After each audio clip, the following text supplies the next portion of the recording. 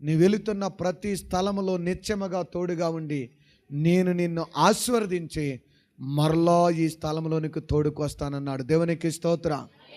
ఎందుకు ఆ మాట అన్నాడో తెలుసా? దేవుడు మరలా రేపొద్దున నేను చూస్తానో లేదో ఈ దినాన్ని, మరలా నేను మా వాళ్ళని చూస్తానో లేదో తెలియదు, మరలా ఇక్కడికి వస్తానో లేదో తెలియదు, నా బతుకు అయిపోయింది అనుకున్నాడు. కానీ దేవుడు అన్నాడు, ఎక్కడ పడిపోయావో, ఎక్కడ ఏడుస్తున్నావో, ఎక్కడ అవమానం పొందావో, ఎక్కడ దూషించబడ్డావో మరలా అదే స్థలానికి తోడుకొచ్చి నేను హెచ్చిస్తాను. దేవునికి స్తోత్రం.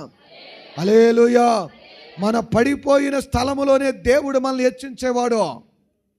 ఆయన అంటాడు, నీ అవమానానికి ప్రతిగా ఆయన నీకు ఆశీర్వాదం ఇచ్చే దేవుడు, నీ బూడిదకు ప్రతిగా భూదండన చేసే దేవుడు. నిన్ను ఆయన నవ్వుల పాలు చేసే దేవుడు కాదు. ఆయన నిన్ను అవమానపరిచి వదిలిపెట్టే దేవుడు కాదు. నువ్వు నమ్మిన దేవుడు సజీవుడు. చాలాసార్లు అనుకోవచ్చు, ఇప్పుడు దాకా నష్టం కలిగింది, ఇప్పుడు దాకా ఇబ్బంది కలిగింది, మన జీవితం ఎలాగా ఉండొచ్చు అనుకోవచ్చు. కానీ ఒక్క రాత్రిలో యాకోబు జీవితాన్ని దేవుడు మార్చాడండి.